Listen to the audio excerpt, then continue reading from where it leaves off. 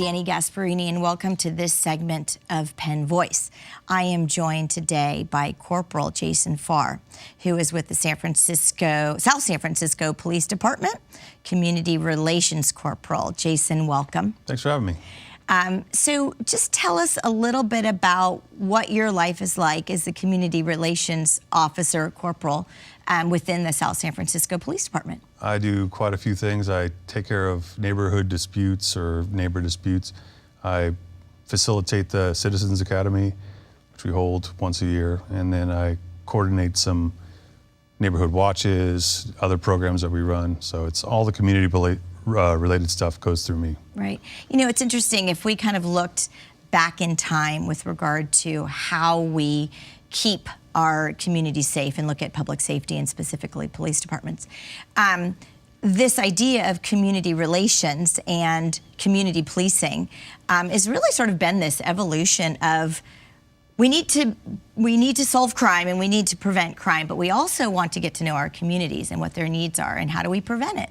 And therefore, a lot of community policing officers and community relations kinds of things to say, we're here and let's work together. Absolutely, that's exactly what my unit's for. We try to get out there in the community, introduce ourselves, get them involved in their community. Right. They know who knows their community better than the citizens who are living in it. So we try to get them in as involved as possible.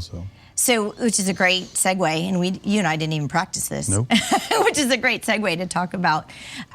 You've noticed that there's a large dog walking population out there, and these folks do it on a regular basis. They're always out there at certain times of all day and night, and you want to utilize them to sort of notice what's going on. Absolutely. We were trying to find a new program to implement to get people in our community involved. And I was driving around town. I always see same people out there walking their dogs or just walking in general for their daily walk. So then I started doing some research, and then I saw this program, and then I thought it might be useful for us because we have so many people out at all times of the day. So far it's been a pretty good success. Right, and so it's kind of your own eyes and ears into the community. You're only so many in numbers and in force, but yet your community is always out there walking their dogs, rain or shine, and our climate's pretty good, so I imagine everybody's out there pretty much. So, but you also bring a training element to all of this, so you can kind of help the community understand what to be looking for and what's relevant and how to sort of remember it and who to report to. So tell us about that. Yeah, I put on like 45-minute training sessions. We just go over some simple topics and suggestions on how to report suspicious activity.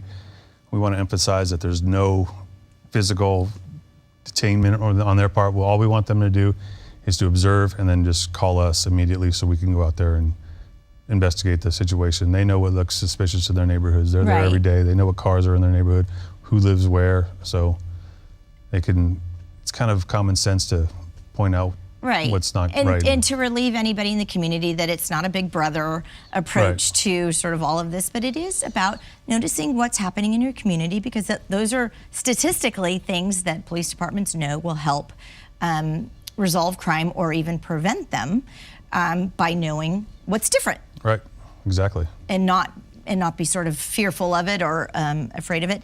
So you're just implementing this program now. We started it back in late September, and then we did a couple of training sessions over the beginning of the winter that went well. They were well attended, and we have another one coming up February 16th, the police department. And so far, I've gotten nothing but good feedback from it, and everybody seems to enjoy the training. So people physically attend the training, and you obviously talk about it, and then they're sort of out and about and doing their normal business. If someone can't make a training, do you have something online or something visit on the web? I just try to space out the trainings and make them different days, and so I'll do them periodically and just try and accommodate as many people as possible. Got it. Information's better face-to-face and in person so people can ask questions. Exactly. And see. So at some point in time, you're going to gather some data and be able to give some feedback back to the community that will say, look, with X amount of people trained and out in the community, we feel that it has helped in the reduction of crime or helped in the solution of crime. So I imagine that that's going to be something that you'll look for. That's exactly what we're going to be looking for. We'll probably towards the end of next or early next year, after this year's stats have gone through, will definitely be something to look at and see if this program has helped in deterring and or solving criminal activity. Right. And I know it's just one program within what you do in your community. You have your community CERT programs. What are some of the other things that you're doing to ensure that people are aware? Well, we have 3 different Citizens Academy, the Spanish speaking, the regular Citizens Academy, and the Youth Academy that we do once of each of those a year. So there's 3 of them throughout the year. I'd go and speak at a lot of neighborhood watch programs. Some neighborhoods will contact me. I'll just go out and speak to them.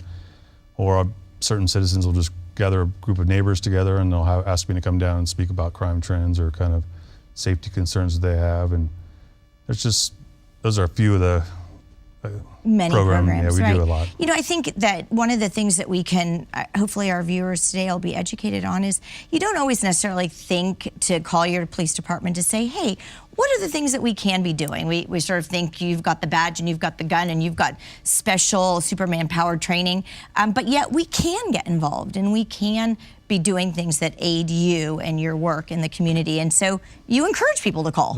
I try and reiterate that throughout the training. This is what you guys pay us for. You know it doesn't look right. If you don't think it looks right, it probably isn't. So just give us a call. We'll come out, check it out. The worst thing that can happen is we get there and it's nothing. So I try to encourage as many people to call us when they think something is amiss. Right. So. Yeah, and again, to be involved in the programs, because they can certainly get involved in the CERT program. I did it in Redwood City, and it was one of the greatest experiences, just learning about all the different factions from public safety and beyond within the community. It made me a better educated person as to what to do in an emergency, et cetera, and beyond. So do you know how many people have sort of gone through your CERT programs? Well, we're not involved with CERT. CERT's a fire department. Oh, okay. So our dog walker watch, there's been a little bit over 50. There's been numerous in our Citizens Academies. Citizens Academy, so yes. So the Citizens Academy kind of gives people a taste of what we do as a police department in our everyday, our different assignments, and right. kind of just different police activities. So we encourage people to sign up for that. But yeah, Jason, I'm sorry. I meant to say a Citizens Academy. And I think in today's climate, even more important for people to learn about what to involve themselves in the Citizens Academy, because we really need to know that you are out there building this sense of community and want to be involved in the community. And you just want us to tell you how and what's out there. We want to educate as many people as possible, and we want to be as transparent and as possible. Right. Let the public know what we're doing, how we kind of do things, and just make sure that they know that we're out there trying to work for them. Right. So I want to thank you so very much for being on the program, and not only speaking to us dog walkers, because I'm out there walking my dog twice a day, and letting us know what we can do to be more involved in our community, but also letting us know about your life and what you do as a community officer and community relations within the South San Francisco Police Department. So thanks. Thank you. All right, and we'll see all of you next time on Penn Voice.